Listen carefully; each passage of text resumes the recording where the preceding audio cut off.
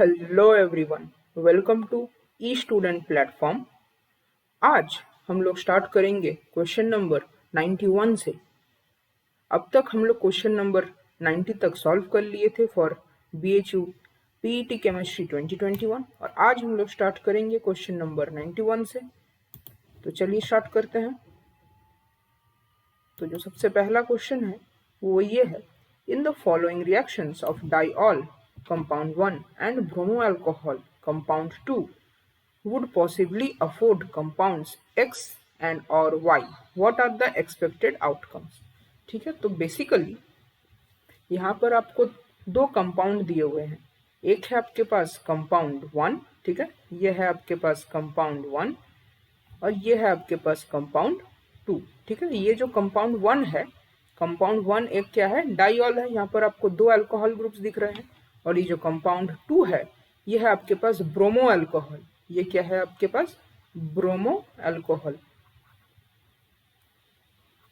अब आपको ये बताना है कि यदि हम लोग डाइऑल को H2SO4 एंड H2O के साथ ट्रीट करेंगे तो X और Y में से कौन फॉर्म होगा, या दोनों फॉर्म होंगे, या कोई मेजर माइनर क्या होगा। सिमिलरली इस कंपाउंड 2 को यानी कि ब्रोमो अल्कोहल को यदि हम लोग AgNO3 और H2O के साथ ट्रीट करेंगे तो भी कौन फॉर्म होगा, X और Y में से, या दोनों फॉर्म होंगे, या क्या है एक्सपेक्टेड आउटकम।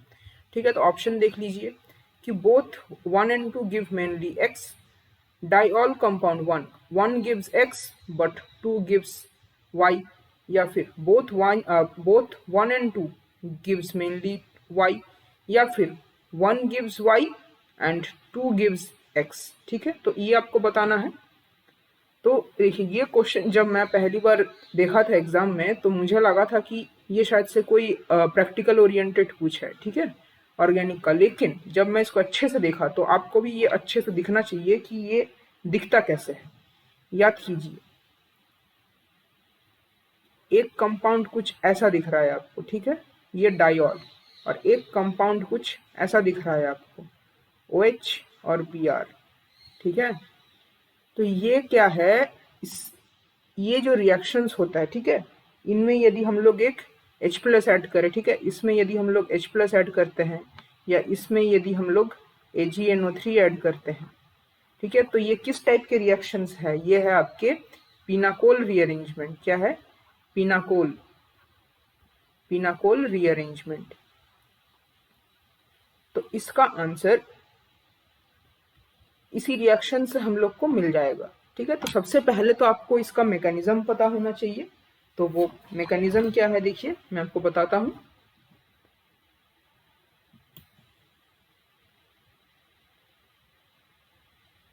ठीक है, आपके पास क्या है, ये है आपके पास OH, इधर भी है आपके पास OH। आपने इसे ट्रीट किया H+ के साथ, ठीक है, तो ये क्या करेगा, ये जो OH है ये यहाँ से H+ पर अटैक करेगा और यहाँ पर फॉर्म क्या हो जाएगा, OH, और यहाँ पर आपके पास फॉर्म हो जाएगा OH2 पॉजिटिव। ठीक है, और ये आप सभी को पता है कि ये जो फॉर्म हो रहा है OH2 पॉजिटिव यानी कि ये वाटर मॉलिक्यूल है। So this is a very good leaving group. ठीक है, तो ये यहाँ से बाहर निकल जाएगा और बाकी हमको क्या बचने को मिलेगा, ठीक है, यहाँ से -H2O हो जाएगा और यहाँ पर हम लोगों को क्या दिखेगा, OH, और यहाँ पर एक पॉजिटिव चार्ज। ठीक है, फिर क्या होगा, फिर यहाँ पर एक माइग्रेशन होगा। ठीक है, इन दोनों में से कोई एक ग्रुप का माइग्रेशन होगा। ठीक है, जो बेटर माइग्रेट करेगा वो भी मैं आपको आगे बताऊंगा कौन अच्छा माइग्रेट करता है।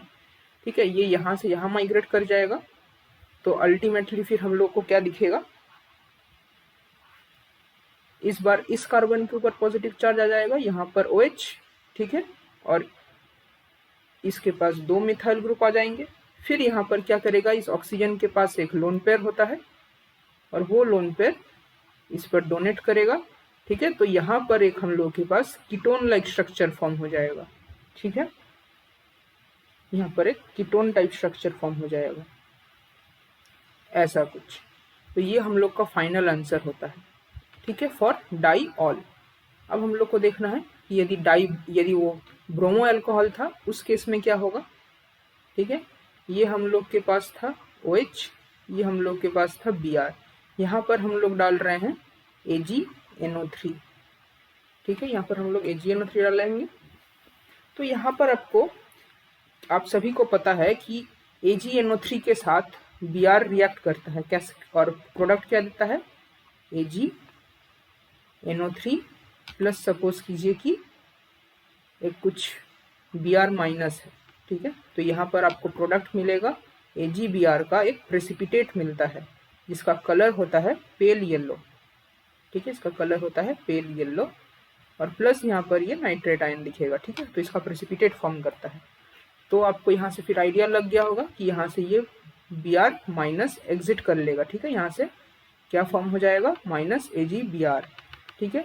तो हम लोग के पास क्या बचेगा यहाँ पर, देखिए ये OH, यहाँ पर एक पॉजिटिव चार्ज, तो फिर से वही सिमिलर सा ही फॉलोअप होगा, ये यहाँ से माइग्रेट करेगा, ठीक है।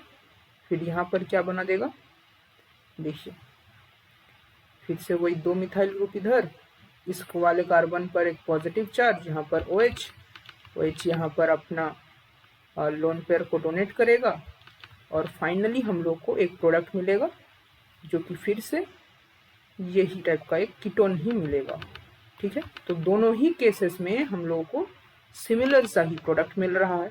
अच्छा, तो ये तो मैंने एक जनरलाइज्ड केस लिया था।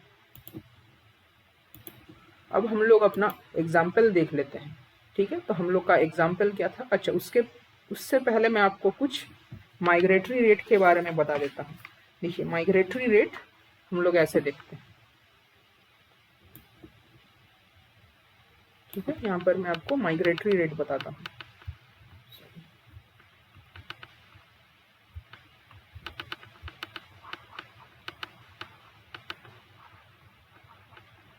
माइग्रेटरी रेट, ठीक है।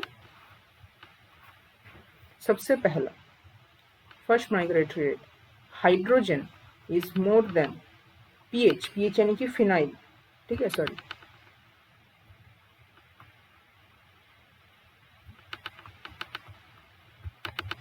Hydrogen is more than PH more than R यानी कि एल्काइल, ठीक है। एक तो ये माइग्रेटरी रेट है। दूसरा माइग्रेटरी रेट है क्या, hydrogen more than deuterium more than tritium. और तीसरा है वो क्या है, यदि हम लोग के पास फिनाइल के बीच में कंपेयर करना होगा, ठीक है, मतलब बेंजीन रिंग के बीच में, तो देखिए सबसे पहला होगा यदि बेंजीन रिंग के साथ क्या अटैच्ड हो, इलेक्ट्रॉन डोनेटिंग ग्रुप। उससे ज़्यादा होगा यदि बेंजीन रिंग के साथ क्या अटैच्ड हो, कुछ नहीं अटैच्ड हो। और थर्ड में आएगा यदि बेंजीन रिंग के साथ क्या अटैच्ड हो, अटैच होगा यहाँ पर इलेक्ट्रॉन डोनेटिंग ग्रुप, ठीक है। और फोर्थ माइग्रेटरी रेट होता है यदि हम लोग के पास कोई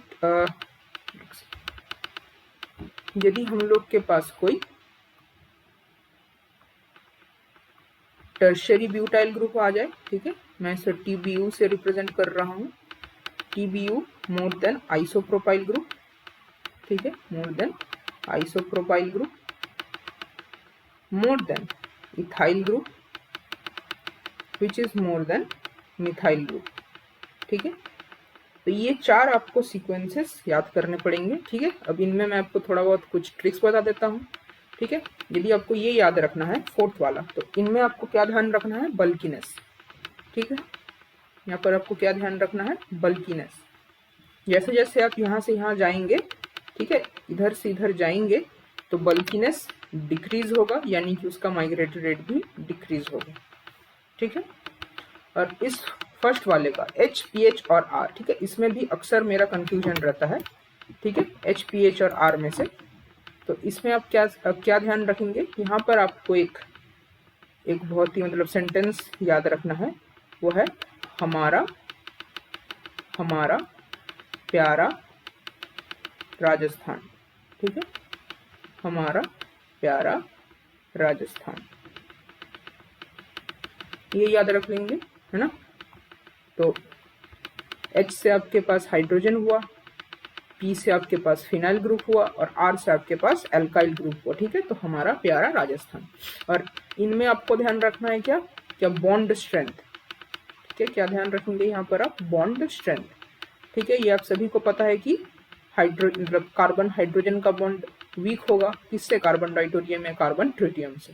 ठीक है, वो आपको ध्यान रखना है। और यहाँ पर आप ध्यान रख लेना इलेक्ट्रॉन डेंसिटी। ठीक है, यहाँ पर इलेक्ट्रॉन डेंसिटी। तो ये है माइग्रेटरी रेट। अब इसके बेस पर अब हम लोग अपना क्वेश्चन सॉल्व करने का कोशिश करते हैं। ठीक है, तो सबसे पहले हम लोग अपना क्वेश्चन ही देख लेते हैं। देखिए, ये स्ट्रक्चर कुछ ऐसा है ना। इसको यदि हम लोग अपने तरीके में लिखेंगे तो देखिए इसे हम लोग कैसे लिख सकते हैं। ये आया, ये एक OH, ये एक OH। ठीक है, OH के साथ एक तो है आपके पास मिथाइल ग्रुप, एक है हम लोग के पास हाइड्रोजन। ठीक है, यहाँ पर है मिथाइल, यहाँ पर है हाइड्रोजन। इस OH के साथ देखिए दो दो मिथाइल ग्रुप है। ठीक है, तो यहाँ पर भी हो गया मिथाइल ग्रुप, यहाँ पर भी हो गया मिथाइल ग्रुप। ठीक है, तो इसको पहले हम लोग सॉल्व करते हैं। और सिमिलरली इसमें भी देखिए इस OH के जगह पर बस यहाँ पर Br आ गया, बाकी स्ट्रक्चर पूरा सेम है। ठीक है, तो इसको अभी हम लोग सॉल्व करते हैं, है ना। देखिए, ये जो है सबसे पहला वाला स्ट्रक्चर, यहाँ पर OH, यहाँ पर OH। ठीक है, यहाँ हाइड्रोजन, यहाँ हाइड्रोजन, यहाँ मिथाइल, मिथाइल, मिथाइल। इसमें जब आप H+ डालेंगे, ठीक है, आपको एक बात ध्यान रखना है कि इन दोनों में से कौन सा OH मतलब इस H+ को अटैक करेगा। ठीक है, लेट सपोज मैं यहाँ पर दो केस ले रहा हूँ, ये पहला वाला OH यहाँ पर अटैक कर रहा है, या फिर ये दूसरा वाला OH यहाँ पर अटैक कर रहा है। ठीक है, तो दो केस हुए हम लोगों के पास। ठीक है, यदि सपोज कीजिए ये पहला वाला यहाँ पर अटैक करेगा तो इसमें क्या दिक्कत हो जाएगा, पहला वाला यदि अटैक कर रहा है ब्लैक वाला तो ये आउट हो जाएगा, ये आउट हो जाएगा। तो यहाँ पर क्या बनेगा, हम लोग के पास पॉजिटिव चार्ज, इधर मिथाइल और इधर हाइड्रोजन। ठीक है, ये और इधर तो हम लोग के पास था मिथाइल, मिथाइल और इधर OH। अब यदि ये दूसरा वाला यहाँ से होगा तो ये आउट हो जाएगा। तो इस केस में क्या बनेगा हम लोग के पास, ठीक है, सिमिलर सही बनेगा, इधर मिथाइल, इधर मिथाइल। ठीक है, यहाँ पर पॉजिटिव चार्ज, यहाँ पर OH, यहाँ पर Me, यहाँ पर H। ठीक है, तो इस स्टेप के बाद क्या होता है कि जो दूसरा वाला कार्बन है उससे कोई ग्रुप माइग्रेट होता है, यानी कि देखिए अब या तो यहाँ से ये मिथाइल माइग्रेट होगा, या तो यहाँ से ये OH मिथाइल या हाइड्रोजन में से कोई एक माइग्रेट करेगा। ठीक है, तो मैंने क्या बताया था आपको सीक्वेंस याद रखने के लिए, हमारा प्यारा राजस्थान, यानी कि H≪pH≪R, यानी कि सबसे ज्यादा टेंडेंसी होता है हाइड्रोजन का। तो इस मिथाइल और हाइड्रोजन में से कौन माइग्रेट करेगा, ये वाला हाइड्रोजन माइग्रेट करेगा। ठीक है, अब आप इन दोनों को अच्छे से कंपेयर कीजिए। ठीक है, इसमें कौन माइग्रेट कर रहा है, मिथाइल, इसमें कौन माइग्रेट कर रहा है, हाइड्रोजन। तो कौन ज्यादा अच्छे से माइग्रेट कर पाएगा, डेफिनेटली हाइड्रोजन अच्छे से माइग्रेट कर पाएगा। तो इसलिए ये वाला जो है ये फॉर्म नहीं करेगा। ठीक है, यानी कि ये जो ब्लैक वाला जो ये OH ग्रुप है ये हाइड्रोजन पर अटैक नहीं करेगा। कौन करेगा, ये ग्रीन वाला करेगा। ठीक है, अब हम लोग इसे और अच्छे से लिख लेते हैं। देखिए,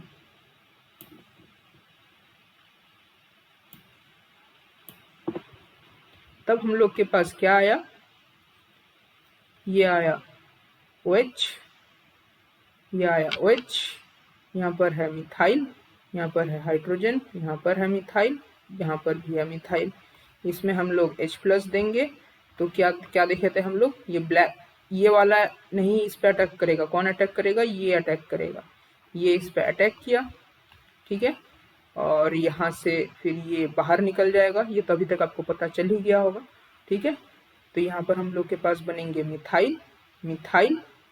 ठीक है, यहाँ पर बनेगा हम लोग के पास मिथाइल, यहाँ पर H, यहाँ पर एक पॉजिटिव चार्ज, यहाँ पर OH। ठीक है, अब नियम के अनुसार ये वाला OH यहाँ पर माइग्रेट करेगा। माइग्रेट करने के बाद, ठीक है, मैं एक साथ दो स्टेप्स आपको दिखा, अच्छा चलिए ठीक है, अलग अलग करके ही दिखाता हूँ।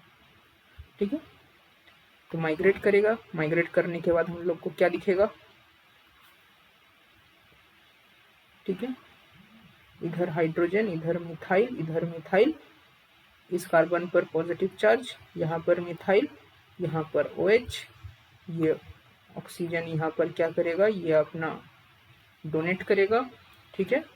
और फाइनली हम लोग के पास प्रोडक्ट क्या बन जाएगा, वो कुछ ऐसा दिख जाएगा। ये होगा हम लोग के पास प्रोडक्ट नंबर 1। और ये किससे मैच कर रहा है, ये मैच कर रहा है, देख लीजिए अच्छे से, ठीक है, ये मैच कर रहा है हम लोगों का x से, ठीक है। तो पहले वाले के लिए 1 विल गिव x, ठीक है, सो 1 विल गिव x, ये हो सकता है, या फिर both 1 and 2 will give x, ये हो सकता है। तो ये तो कैंसिल आउट, ये भी कैंसिल आउट, ठीक है। अब हम लोग को सेकेंड वाले का देखना है, ठीक है।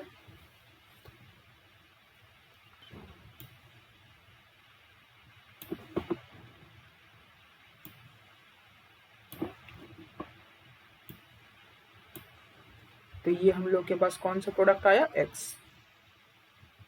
अब हम लोग सेकेंड वाले का देखते हैं। सेकेंड वाले में क्या था हम लोग के पास,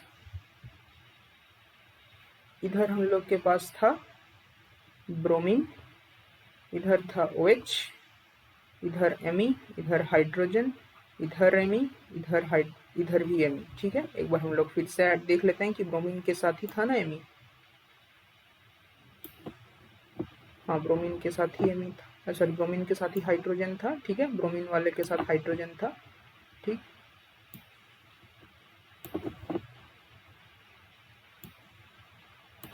तो इसके साथ फिर हम लोग क्या करेंगे, इसको AgNO3 के साथ रिएक्ट करवाएंगे। तो यहाँ से हम लोग के पास क्या होगा, ये वाला ब्रोमीन निकल जाएगा, यहाँ पर आ जाएगा माइनस AgBr, ठीक है। तो यहाँ पर एक हम लोग के पास क्या फॉर्म होगा, ये Me, यहाँ पर OH, यहाँ पर आएगा पॉजिटिव चार्ज, ये Me, ये H, ठीक है। तो यहाँ से फिर हम लोग क्या देखने वाले हैं, ये वाला जो एक मिथाइल है ये यहाँ पर माइग्रेट करेगा, ठीक है, ये मिथाइल माइग्रेट करेगा। मिथाइल माइग्रेट करने के बाद क्या आएगा, यहाँ पर देखिए, ये हम लोग के पास है Me, ठीक है, ये OH, यहाँ पर बन गया पॉजिटिव चार्ज, ठीक। यहाँ पर एक हाइड्रोजन, एक Me और एक Me। फिर क्या होगा, ये वाला ऑक्सीजन अपना एज यूजुअल अपना लोन पेयर डोनेट करेगा, ठीक है। फिर यहाँ पर एक कीटोन बन जाएगा, वो अब सभी को पता चल गया है, ठीक है।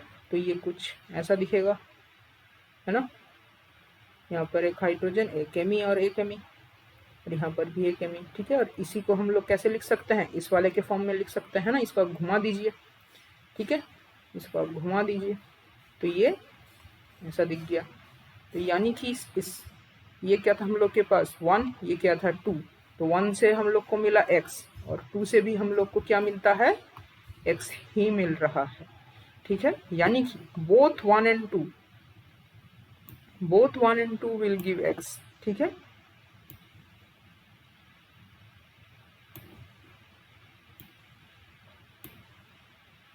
तो both 1 and 2 will give x, तो ये वाला हम लोग का करेक्ट ऑप्शन रहा, ये भी कैंसिल आउट हो गया, ठीक है। तो करेक्ट ऑप्शन है ये, both 1 and 2 will give x। अब चलिए हम लोग अपना नेक्स्ट क्वेश्चन देखते हैं, ठीक है। नेक्स्ट क्वेश्चन में क्या बता रहे हैं, यहाँ पर बता रहे हैं डिक्रीजिंग ऑर्डर ऑफ बेसिसिटी, और हम लोग के पास 4 ये मॉलिक्यूल्स दिए हुए हैं ABCD, और हम लोग को इनका डिक्रीजिंग ऑर्डर देखना है, ठीक है। इस बात पर भी आपको ध्यान देना है कि ये डिक्रीजिंग बोला है कि इंक्रीजिंग बोला है, क्योंकि अक्सर इसमें हम लोगों का गलती हो जाता है, ठीक है। तो सबसे पहले हम लोग क्या देखेंगे, डिक्रीजिंग ऑर्डर, ठीक है। बेसिसिटी में आपको क्या चेक करना है, ठीक है, बेसिसिटी आपको देखने बोला है, तो यहाँ पर आपको देखना है कि उसमें इलेक्ट्रॉन डेंसिटी किसमें ज्यादा है, इलेक्ट्रॉन डेंसिटी ज्यादा तो बेसिसिटी ज्यादा, ठीक है। और इलेक्ट्रॉन डेंसिटी किसमें होगा, इस नाइट्रोजन के ऊपर ही होगा, है ना, इस नाइट्रोजन के ऊपर लोन पेयर है और यही डोनेट करेगा, ठीक है। तो इस नाइट्रोजन के ऊपर जो ये इलेक्ट्रॉन डेंसिटी है ये किसमें सबसे ज़्यादा है वो हम लोग को देखना है। तो वो हम लोग कैसे करेंगे, ठीक है। उसके लिए हम लोग को हेल्प कौन करने वाला है इस क्वेश्चन में, वो है हम सभी का NO2, ठीक है, NO2। अच्छा, तो NO2 के बारे में आपको एक चीज पता होना चाहिए, ये जो NO2 है ये क्या शो करता है, ये शो करता है -I क्योंकि इसमें नाइट्रोजन एटम है, और ये शो करता है -M भी, ठीक है। -M कैसे शो करता है ये आप सभी को पता होगा। सपोज यहाँ पर एक R ग्रुप है जिसके पास एक सपोज लोन पेयर है, यहाँ पर हम लोगों ने उसे एक NO2 ग्रुप से जोड़ दिया है, ठीक है, ठीक है। सपोज कीजिए ऐसे उसके साथ एक NO2 ग्रुप से जोड़ दिया है, तो ये यहाँ पर डोनेट करेगा, ये यहाँ से ले लेगा, तो ऐसे करके ये एक -M ग्रुप की तरह भी एक्ट करता है और -I ग्रुप की तरह भी एक्ट करता है ये नाइट्रोजन के कारण। तो ये -M और -I दोनों होगा। लेकिन लेकिन लेकिन आपको ये भी पता होना चाहिए कि यदि हम लोग बेंजीन रिंग है, ठीक है, और जो ये G ग्रुप है, ठीक है, सपोज यहाँ पर हम लोग का अपना मेन है, सपोज वो ग्रुप है R, ठीक है, ये हम लोग का बेंजीन ग्रुप है, ठीक है। या फिर मैं इसको और अच्छे से बता देता हूँ आपको, है ना, ये है हम लोग के पास बेंजीन ग्रुप, ठीक है। अब यहाँ पर ये जो हम लोग का G ग्रुप है, यदि वो G ग्रुप यहाँ है या फिर यहाँ, ठीक है, उसके पास तीन ही पॉसिबिलिटीज है, बाकी इधर के तो सेम ही स्ट्रक्चर्स हो जाएंगे। या तो उसके पास कौन कौन से पोजीशंस अवेलेबल है, ये है ऑर्थो, ये है मेटा, ये है पैरा, ठीक है। यहाँ पर भी आपको सेम दिख रहा है, देखिए ये है ऑर्थो, ये है मेटा, ये है पैरा, ठीक है। यदि वो ऑर्थो ग्रुप में, यदि वो ऑर्थो पोजीशन में हुआ, ठीक है, और यदि सपोज हम लोग का ये G ग्रुप का कैरेक्टरिस्टिक क्या है, -I और -M, ठीक है, यदि वो ऑर्थो पोजीशन में होता है तब वो क्या क्या शो कर सकता है, वो -M भी शो कर सकता है एंड -I भी शो कर सकता है। और यदि वो पैरा ग्रुप में हुआ, पैरा पोजीशन में हुआ, तब भी वो -M भी शो कर सकता है और -I भी शो कर सकता है। मगर यदि वो मेटा पोजीशन में हुआ तो फिर वो बस -I शो करेगा, नो -M, ठीक है। और इसका रीजन आई होप आप सभी को शायद से पता होगा। चलिए मैं एक बार फिर सबको बता देता हूँ। देखिए ये है हम लोग के पास अपना बेंजीन रिंग, ठीक है। तो मैं यहाँ पर 3 बेंजीन रिंग बना देता हूँ, ठीक है। -I तो आपको पता ही चल गया होगा कि -I तो दिखाएगा ही, और उसके लिए मैं नहीं बता रहा हूँ अलग से, -M का मैं बता देता हूँ, ठीक है। सपोज कीजिए यहाँ पर हम लोग के पास है NH2 और NH2, ठीक है। और यहाँ पर है हम लोगों के पास अपना NO2, यहाँ पर है हम लोग के पास अपना NO2, यहाँ पर है हम लोग के पास अपना NO2। अब इसको -M इफेक्ट शो करना है ना, यानी कि ये जो नाइट्रोजन है, ठीक है,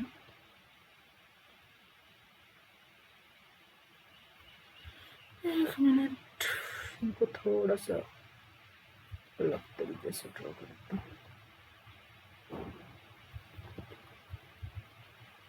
देखिए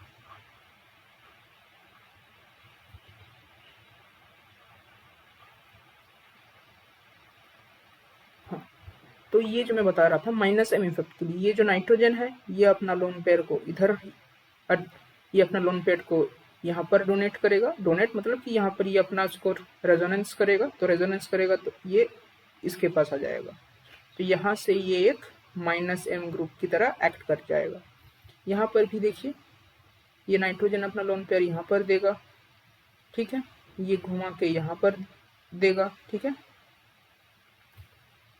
ये घुमाकर यहाँ पर आएगा तो ये शिफ्ट होकर यहाँ पर आ जाएगा, तो यहाँ पर भी ये एक -M की तरह एक्ट करेगा। लेकिन यदि ये मेटा पोजीशन में हुआ तब देखिए दिक्कत आ गया, ये इसको यहाँ डोनेट करेगा, ठीक है, ये इसको यहाँ पर देगा, लेकिन अब दिक्कत आ गया। अब इसके बाद क्या, यदि ये यहाँ पर फॉर्म हो गया तो यहाँ पर तो फिर कार्बन का 5 वैलेंसी हो जाएगा, वो भी पॉसिबल नहीं है, और ये इसको फिर फर्दर इसके पास दे भी नहीं सकता है, दोनों तरीके से दिक्कत आ गया। तो यहाँ पर ये -M तो कतई नहीं होगा, ठीक है। तो -M किस किस के पास होगा, बस ऑर्थो पोजीशन और पैरा पोजीशन में होगा, और एक और बात आपको पता होगा, है ना, कि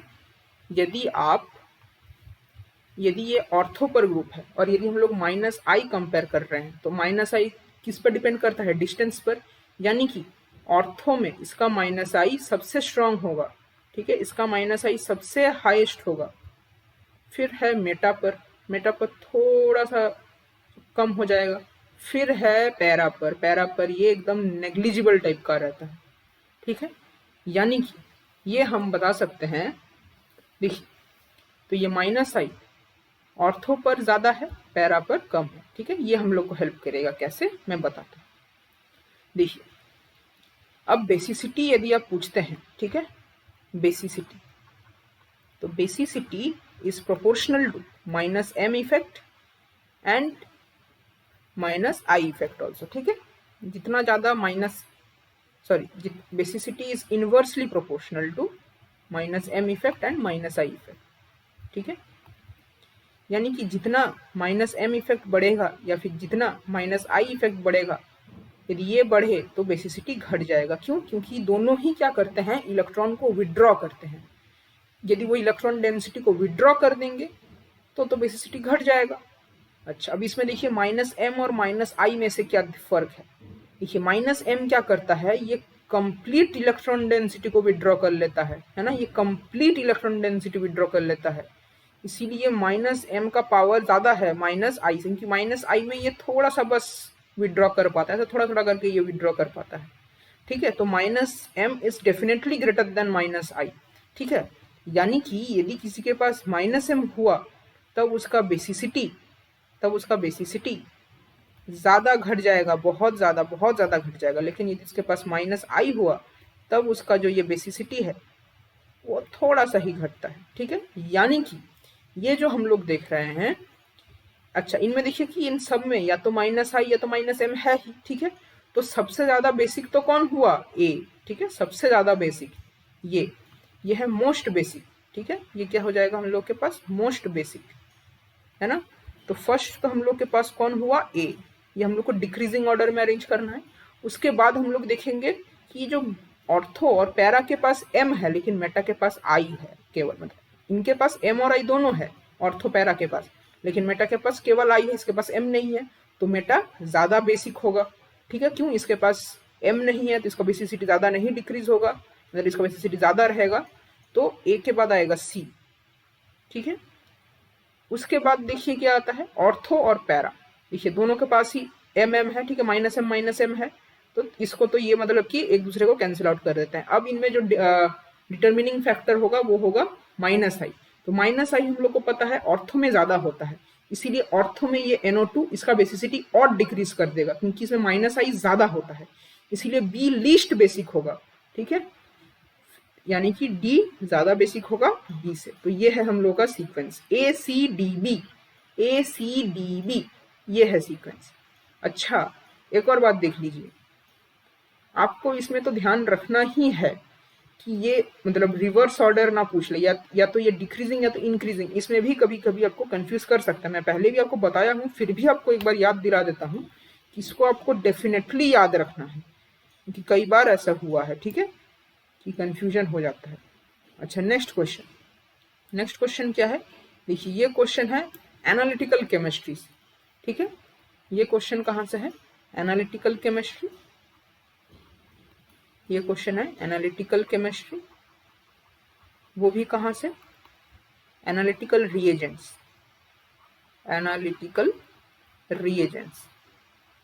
ठीक है। अब इसमें ये कार्ल फिशर रिएजेंट है ना, ये बहुत ही फेमस क्वेश्चन है BHU PYQ का। ये PYQ में बहुत बार पूछ लिया गया है, कार्ल फिशर रिएजेंट क्या होता है, ठीक है। ये तो आपको मतलब कि PYQ आप यदि करते रहेंगे तो ये क्वेश्चन आपका मतलब एकदम याद ही हो जाएगा, ठीक है, एकदम आपके फिंगर टिप्स में हो जाएगा। तो देखिए, कार्ल फिशर रिएजेंट में, ठीक है, मैं इसको यदि KFR बता रहा हूँ, ठीक है, KFR, कार्ल फिशर रिएजेंट, इसमें आपको ध्यान रखना है क्या होता है आपके पास? आयोडीन होता है, ब्रोमीन होता है, I2Br2। इसके साथ क्या होता है आपके पास?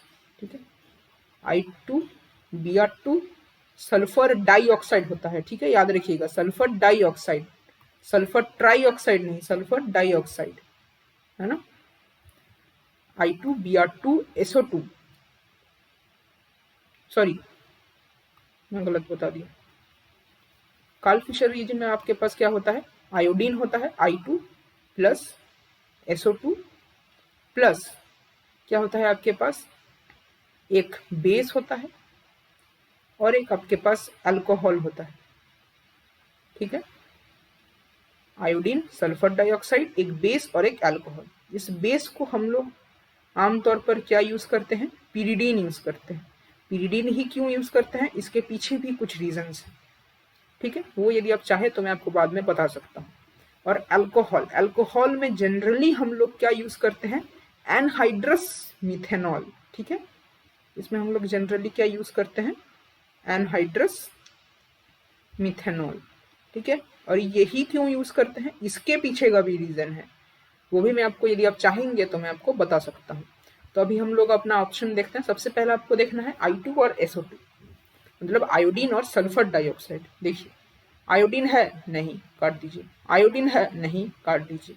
आयोडीन है, हाँ है। आयोडीन है, हाँ है। अब देखना है आपको SO2, sulphur dioxide. Sulphur dioxide है, हाँ है। सल्फर डाइऑक्साइड है, नहीं है तो ट्राइऑक्साइड है। तो ये हो गया हम लोग का आंसर। इसके साथ साथ क्या दिया हुआ है, पीरिडीन और एनहाइड्रस मिथेनॉल। तो ये हो गया हम लोग के पास आंसर। ठीक है, तो आपको इसे अच्छे से याद रखना है, एकदम आपके फिंगर टिप्स में होना चाहिए। क्या है, आयोडीन है, सल्फर डाइऑक्साइड है, एक बेस होता है और एक अल्कोहल। जो बेस यानी कि पीरिडीन हम लोग यूज करते हैं, और एक अल्कोहल यानी कि एनहाइड्रस मिथेनॉल हम लोग यूज करते हैं। ठीक है, अब हम लोग नेक्स्ट क्वेश्चन में देखते हैं। ये भी बहुत सिंपल क्वेश्चन है। ये क्या है, the structure of nylon 66। Nylon 66 तो हम लोग क्लास 11-12 में भी बहुत अच्छे से पढ़े थे, है ना, नाइलॉन 6, नाइलॉन 66 वगैरह वगैरह। तो ये क्वेश्चन कहाँ से है, पॉलीमर, पॉलीमर केमिस्ट्री का है। देखिए, जब भी आपको ऐसे ना पॉलीमर का कोई क्वेश्चन हैंडल करना है, आपको हमेशा उनका ना मोनोमर्स याद रखना है। ठीक है, आपको हमेशा इसका मोनोमर्स याद रखना है। ठीक है, और नाइलॉन 66 का मोनोमर क्या होता है, नाइलॉन 66, इसका मोनोमर्स क्या क्या होते हैं। देखिए, ये दो मोनोमर्स से बना होता है। ठीक है, तो वो क्या क्या होते हैं,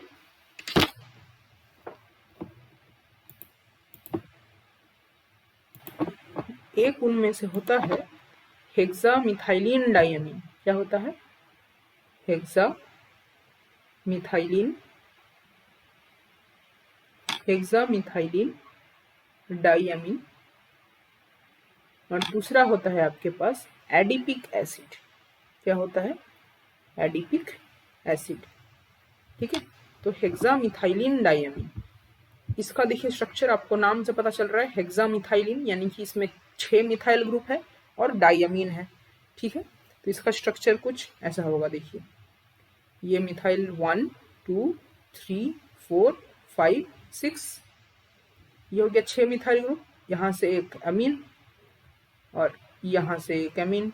ठीक है, इसको आप ऐसे भी लिख सकते हैं, कैसे, CH2 होल 6 NH2 और इधर NH2। ठीक है, 6 मिथाइल ग्रुप है, हेक्सा मिथाइलिन। अच्छा, दूसरा जो इसका होता है एडिपिक एसिड, एडिपिक एसिड। ठीक है, अच्छा, ये आपको दिख रहा है क्या नाम से, 6 है, नाइलॉन 6 यानी दोनों में ही आपको ये 6 दिखेंगे कार्बन। ठीक है, मतलब आप इस ट्रिक से याद रख सकते हैं। ठीक है, नाइलॉन 6 यानी दोनों में आपको 6 कार्बन दिखेंगे। इस ट्रिक से आप याद रखेंगे। एडिपिक एसिड में आपको ये याद रखना है कि इसमें आपके पास 2 COOH ग्रुप्स होंगे। ठीक है, 2 COOH ग्रुप्स होंगे यानी कि आपके पास 4 आपके पास कार्बन होंगे। ठीक है, तो कार्बन नंबर 1, मतलब 4 आपके पास ये मिथाइल ग्रुप्स होंगे। ठीक है, मतलब CH2 यूनिट्स 4 होंगे, कार्बन नंबर 1 2 3 एंड 4। अब इसके साथ अब यहाँ पर आपके पास एक COOH ग्रुप आएगा, इसके साथ भी यहाँ पर आपका एक COOH ग्रुप आएगा। मतलब इसी को आप कैसे लिख सकते हैं, देखिए, ये जो CH2 यूनिट है ये आपके पास है 4, यहाँ पर है आपके पास एक COOH, यहाँ पर है आपके पास एक COOH। अब इन दोनों मोनोमर्स का ना एक रिएक्शन होता है। ठीक है, एक रिएक्शन होगा, हाँ, और इस रिएक्शन में जो आपका इसका जो प्रोडक्ट मिलेगा वो हम लोग के पास होगा नाइलॉन 66। अब उस रिएक्शन में क्या होता है, देखिए, उसके लिए मैं आपको इसको और अच्छे से करके बना के बताता हूँ, ठीक है। देखिए इस नाइट्रोजन को, ये है उसका NH2 ग्रुप, इस कार्बन का ये है उसका COOH ग्रुप। इसमें क्या होता है ना, इसमें एक वाटर मॉलिक्यूल का लॉस होता है, ठीक है। तो वो वाटर मॉलिक्यूल इस प्रकार से लॉस होता है, इस NH2 का एक हाइड्रोजन और इस COOH का एक OH, तो लॉस होगा। फिर उसके बाद आपके पास प्रोडक्ट क्या बनने वाला है, देखिए प्रोडक्ट फिर आपको एक अंदाजा हो ही गया होगा, ठीक है ना।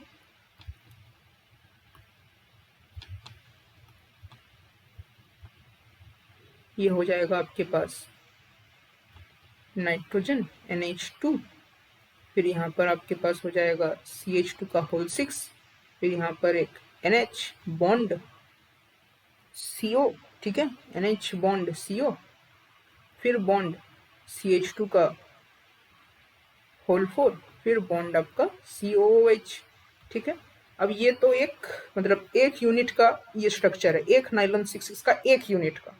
अब ये तो एक पॉलीमर है, तो यानी कि ये एक पॉलीमर बनेगा, तो उसके लिए क्या होगा, ये वाले जो एक हाइड्रोजन यहाँ से रिमूव हो जाएगा और एक OH ग्रुप यहाँ से रिमूव हो जाएगा, ठीक है। मतलब ये साइड साइड से एक और करके टोटल एक वाटर मॉलिक्यूल एक और रिमूव कर देना है आपको, और इसका एक होल एन हो जाएगा।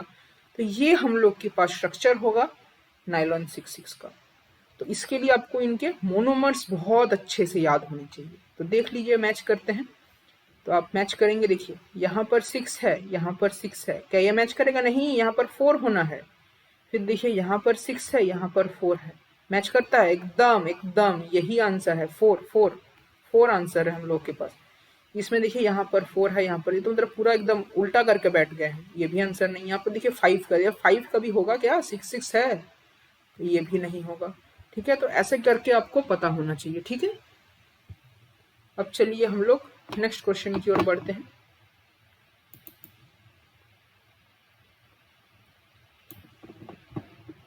अच्छा, ये देखिए क्वेश्चन दिया है, what is the major product formed in this reaction, ठीक है। यहाँ पर आप देखेंगे ये आपको एक कुछ एल्केन टाइप का स्ट्रक्चर है, उसके साथ एक ये क्वाटरनरी अमोनियम सॉल्ट है। अब इसका जब आप एलिमिनेशन करेंगे, ठीक है, यानी कि आपका देखिए इसी फॉर्म में मैं आपको ये स्ट्रक्चर लिख के बता रहा हूँ, ठीक है। देखिए कार्बन कितने हैं? 1 2 3 4, ठीक है। तो 1 2 3 4, 4 कार्बन है। कार्बन नंबर 3 पर क्या है? एक NMe3 है, ठीक है। अब इसका जब आप एलिमिनेशन करेंगे तो या तो क्या होगा, या तो इधर वाला हाइड्रोजन रिमूव होगा या फिर इधर वाला हाइड्रोजन रिमूव होगा, यानी कि या तो ये रिमूव होगा या फिर ये रिमूव होगा। यानी हम लोग के पास दो पॉसिबिलिटीज हैं, ठीक है। एक पॉसिबिलिटी क्या है? ये प्रोडक्ट। दूसरा पॉसिबिलिटी क्या है? ये प्रोडक्ट, ठीक है। इन दोनों को छोड़कर बाकी ऑप्शंस को काट लीजिए। एलिमिनेशन रिएक्शन है और ये तो सीधा सीधा एक एल्केन बन रहा है, ठीक है। ये आपको ध्यान देना है ना, ये तो हीट है, हीट में यानी कि एलिमिनेशन होगा। ये ऑप्शन कैंसिल आउट। अच्छा, ये ऑप्शन में देखिए 1 2 3 4 5 कार्बन है, ये ऑप्शन भी कैंसिल आउट, ठीक है। तो ए और बी में से आपको देखना है। अच्छा, जब भी हम लोग एलिमिनेशन करते हैं ना, एलिमिनेशन, तो एलिमिनेशन में हम लोग के पास दो रूल्स होता है। एक होता है हम लोग के पास सेटजेफ रूल, ठीक है, और दूसरा होता है हम लोग के पास हॉफमैन रूल, ठीक है। तो इन दोनों रूल्स से मैं आपको बताने वाला हूँ, दोनों में क्या फर्क है क्या नहीं, ठीक है। ये तो ये सेटजेफ या फिर हम लोग इसे जेडसेफ बोलते हैं, जो भी आप सही समझे, ठीक है, सेटजेफ। और दूसरा होता है हम लोग के पास हॉफमैन, ठीक है। ये आमतौर पर कहाँ लगता है? जब हम लोग का लिविंग ग्रुप, ठीक है, कोई नॉर्मल सा लिविंग ग्रुप है। और ये कब लगता है? जब हम लोग के पास कुछ ऐसा ये बल्की टाइप का लिविंग ग्रुप आता है, यानी कि ऐसे कुछ चार्ज टाइप का, ऐसे क्वाटरनरी अमोनियम सॉल्ट टाइप का, ठीक है। तो सेटजेफ रूल के हिसाब से क्या होता है? ये बोलता है कि वो एल्कीन फॉर्म होगा which is more substituted alkene, ठीक है। ये क्या बोलता है? मोर substituted alkene will form, alkene will form, मगर हॉफमैन क्या बोलता है, less substituted alkene will form.